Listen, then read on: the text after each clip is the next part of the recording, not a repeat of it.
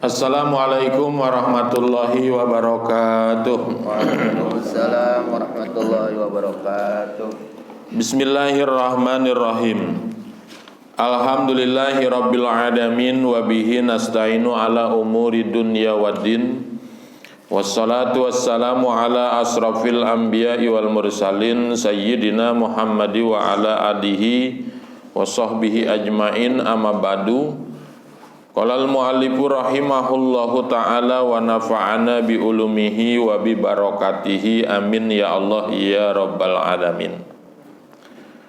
At-taharah lugotan an-nadzafah. At-taharatu lugotan wa syar'an, jelaskan tentang bersuci menurut bahasa dan agama. Wa taharatu lugotan an-nadzafatu, bermula yang namanya toharoh lugotan menurut bahasa an-nadzafatu yaitu bersih. Wal khulusu maksudnya bersih minal adnas dari kotoran-kotoran. Hisyatan kanatil anjasu au ma'nawiyatan, yaitu kotoran yang bangsa hisyah, bangsa indrawi. Kanatil anjasu adanya apa al anjasu najis-najisnya au maknawiyatan atau bangsa maknawi, bangsa batin ya. Kal uyub seperti kecacatan. Selanjutnya menjelaskan tentang toharoh. Apa itu toharoh? Toharoh menurut bahasa bersih ya, dari kotoran. Ubinnya bersih dari kotoran, berarti toharoh, suci ya. Hisyatan kanatil anjasu au maknawiyatan, apakah najisnya najis bangsa hisi, najis yang bisa dilihat ya, seperti baju kita nih terkena najis kemudian dicuci, najisnya hilang, itu namanya toharoh. Au maknawiyatan, atau najisnya bangsa batin. Kal uyub seperti kecacatan yang ada di hati. Hatinya punya sifat dengki, punya sifat takabur, kemudian dibersihkan hatinya dari sifat iri, dengki, dan takabur, itu juga namanya toharoh ya. Yuqalu dikatakan, apa lafaz toharo bil ma'i, mensucikan dia bil ma'i dengan air. Wahum qaumun yatatahharun, dan bermula mereka yaitu orang-orang yatatoharuna yang mensucikan diri, itu kaum. Ayatanazzahuna, yakni maksudnya membersihkan diri anil aib, dari aib. Wa amma fi syar'i, dan adapun toharo di dalam agama, pakhtulifa fi tafsiriha, maka diperselisihkan apa fi tafsiriha di dalam penafsiran toharo. Wa asanu makila, dan bermula yang paling baik perkara kila yang dikatakan itu fihi di dalam tafsir, anahu akan yaitu sesungguhnya tafsir irtifaul man'i, yaitu terangkatnya atau hilangnya larangan al mutarotibi yang timbul alal hadas, dari sebab hadas, wan najsi, dan najis.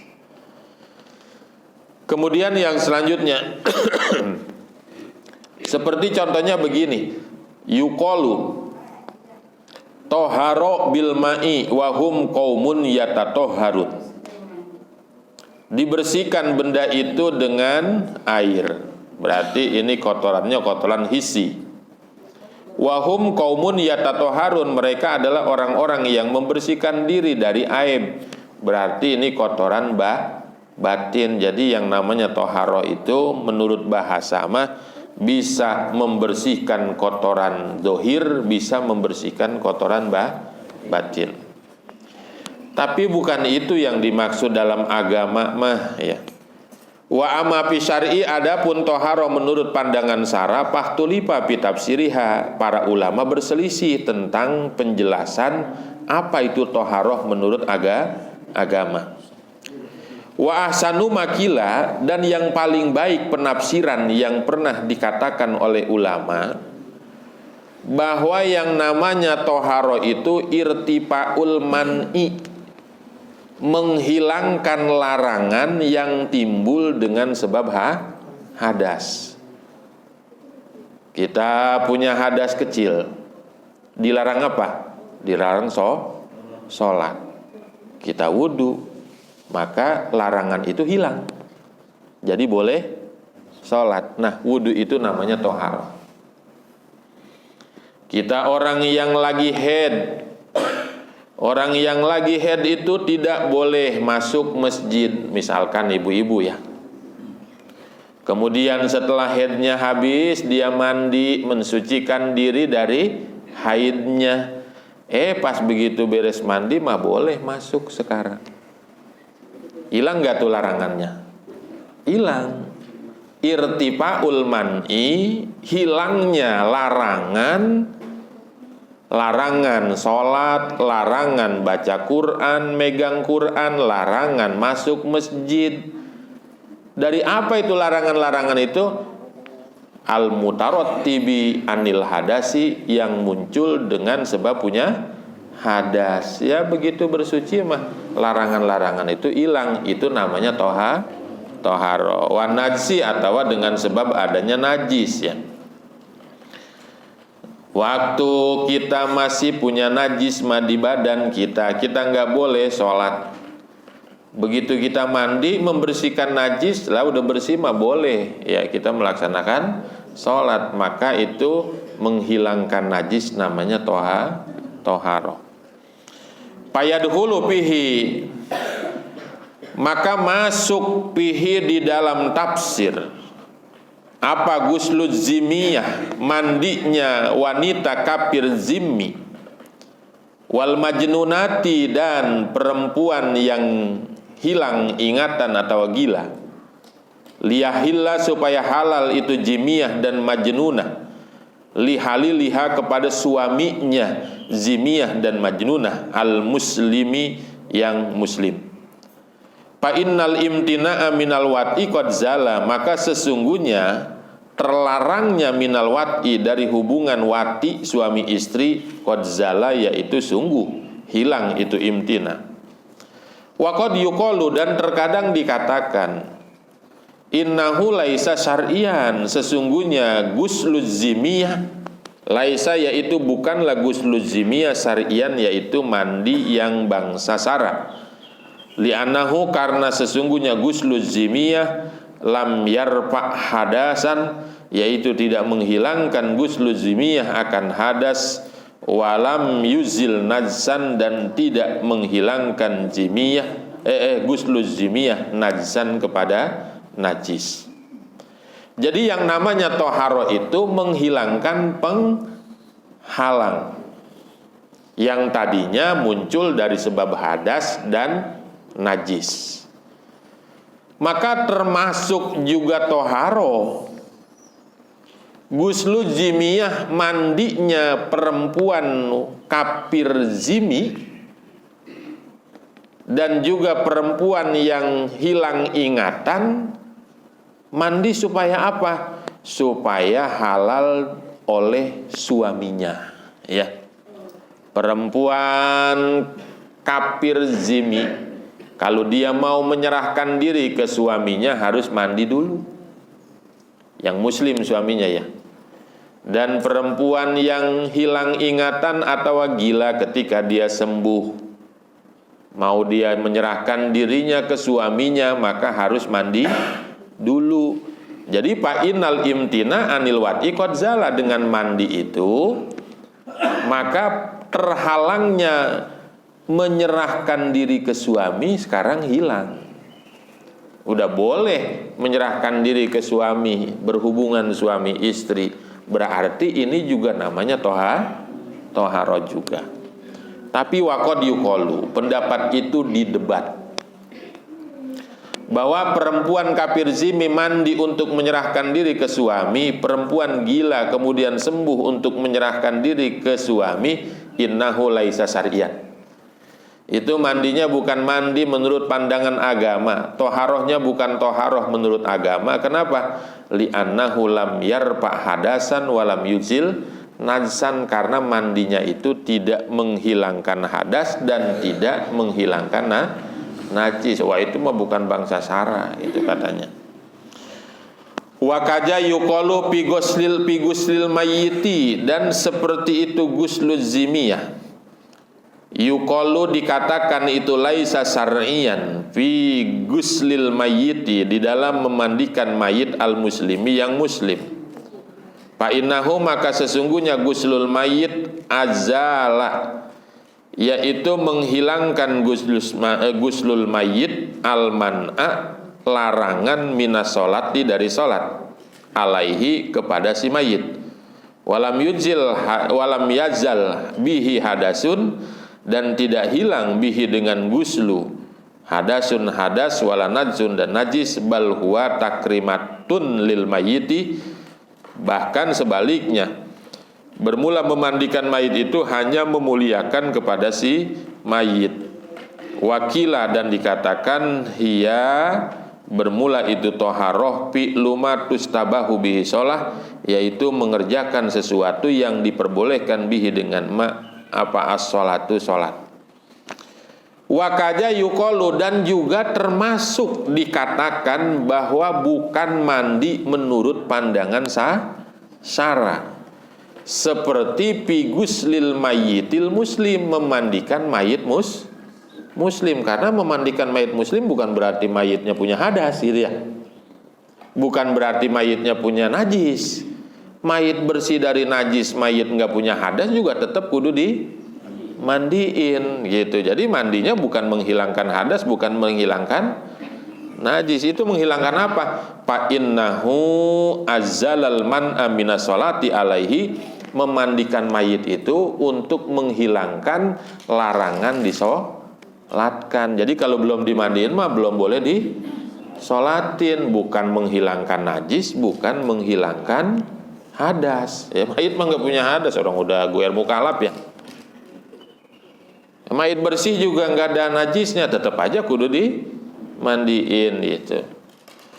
Walam yazal bihi hadasun, tidak hilang dengan sebab memandikan mayit hadasun, hadas, wala najsun, dan juga tidak hilang najis. Bal huwa takrimatun lil mayit, itu mandiin mayit hanya untuk memuliakan mayit. Jadi ini mandikan bukan mandi atau toharoh menurut agama. Wakila, ada juga yang mengatakan bahwa yang namanya toharoh itu adalah fi'lu ma tustabahu bihi sholah, mengerjakan pekerjaan yang diperbolehkan sholat. Lagi punya hadas kecil mah belum boleh sholat. Begitu wudu boleh sholatnya. Berarti wudu itu namanya toharoh.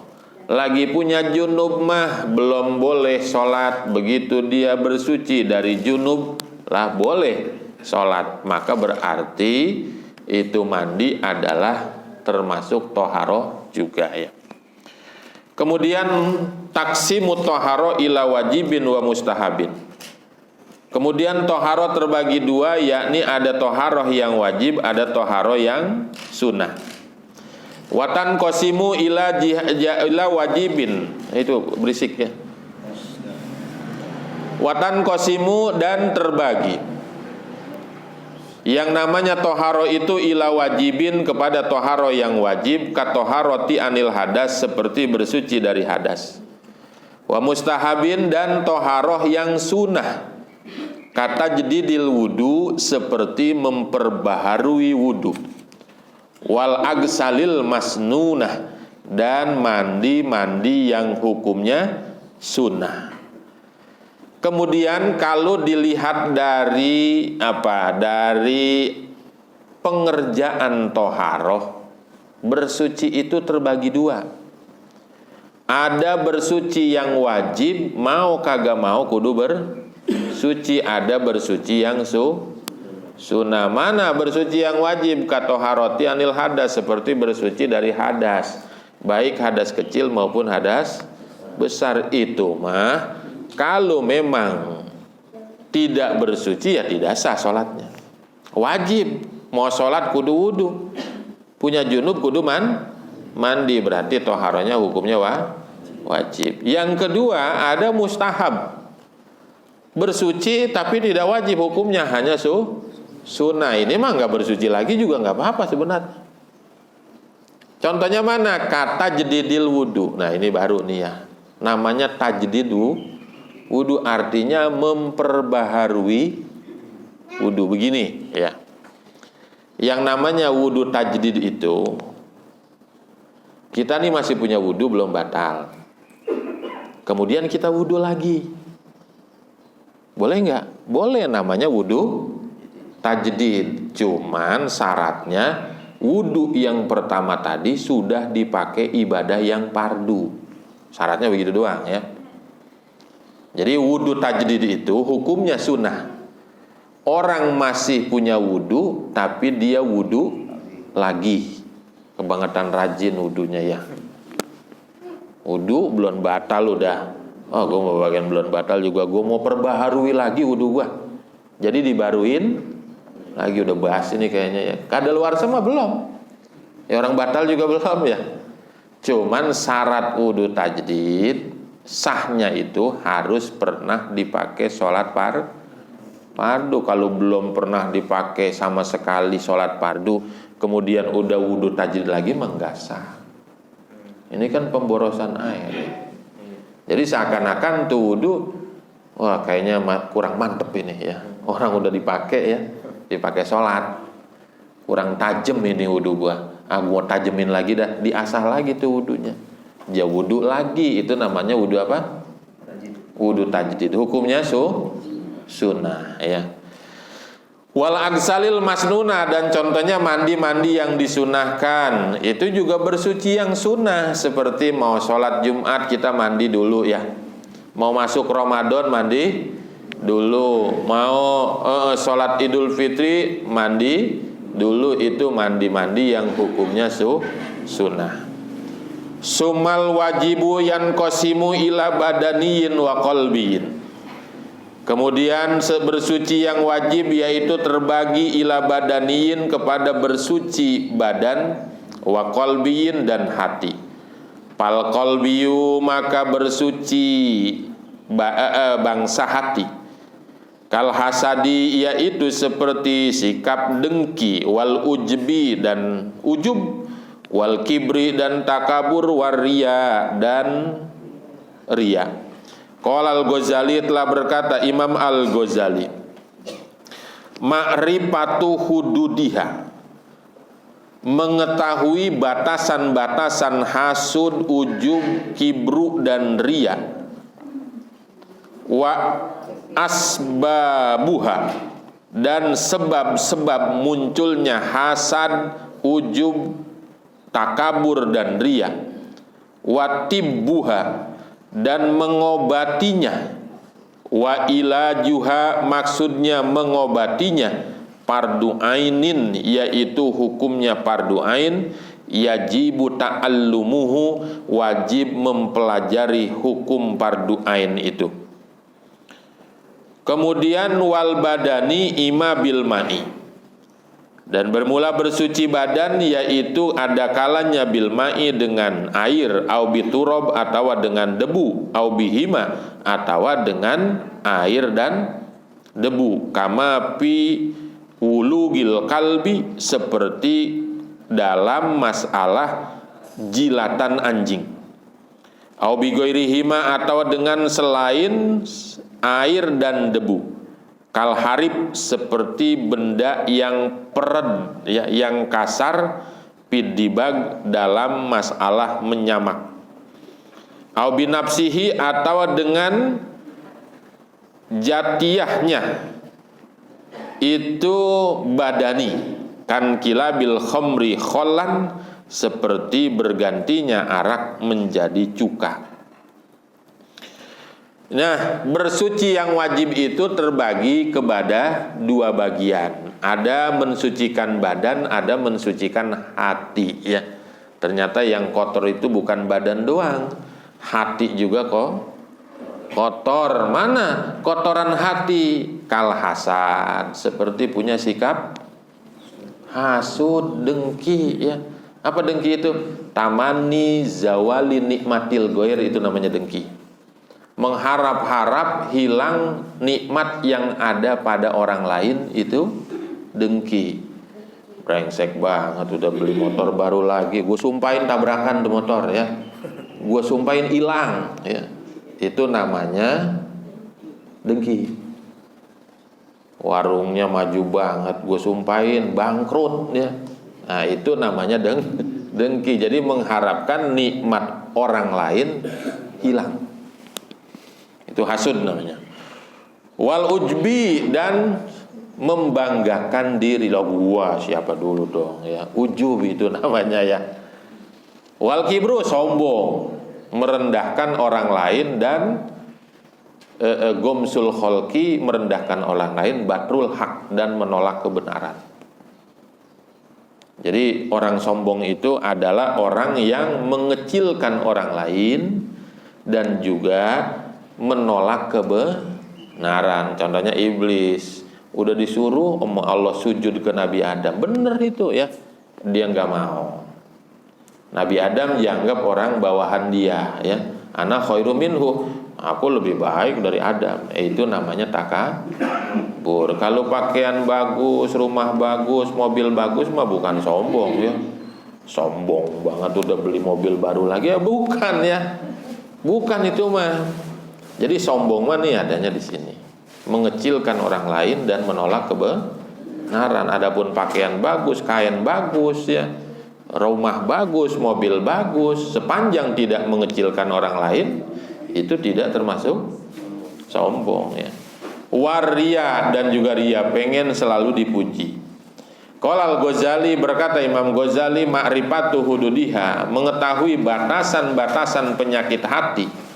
Apa itu hasad, apa itu ujub, apa itu takabur, apa itu ria. Kemudian wa asbabuha, dan mempelajari sebab-sebab yang menimbulkan penyakit hati. Dan ketika terserang, watibuha, cara mengobatinya. Itu fardu ain kata Imam Ghazali. Jadi bukan mempelajari fikih aja, tasawuf juga termasuk ya. Yajibu ta'allumuhu, wajib harus dipelajari. Sementara bersuci badan itu alat bersucinya ada kalanya bilma'i, dengan air, au biturob, atau dengan tanah, au bihima, atau pakai dua-duanya, ya air ya tanah. Kama piwulugil kalbi, seperti ketika mensucikan najis mugolazo. Najis mugolazo kan salah satunya airnya kudu dicampur dengan debu itu ya. Jadi pakai air, pakai debu. Au bigoirihima, atau bukan pakai air, bukan pakai debu. Kal harib pidibak, seperti ketika menyamak kulit pakai benda-benda yang peret ya.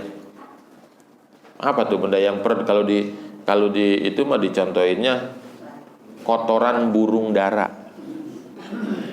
Dicucinya tuh bekas kulit kambing yang masih ada darah-darahnya, masih ada daging-dagingnya tuh, supaya kulitnya suci itu supaya copot tuh bekas-bekas dagingnya dan darahnya. Kemudian baru dibersihin lagi, itu namanya dibag ya. Dibag itu menyamak kulit. Kemudian binafsihi, atau sucinya dengan dirinya sendiri. Seperti mana? Seperti khomer yang berubah bentuk jadi cuka. Itu homer disimpan aja, lama-lama jadi cuka. Memang proses pembuatan cuka itu ya harus melalui proses jadi homer dulu. Ketika homer dia najis, tapi ketika jadi cuka dia hukumnya suci. Saya rasa cukup sekian ngajinya. Ini mohon maaf nggak ada pertanyaan dulu, langsung doa ya. Oh ada acara. Al-Fatihah. A'udzubillahi minasyaitonir rajim. Bismillahirrahmanirrahim.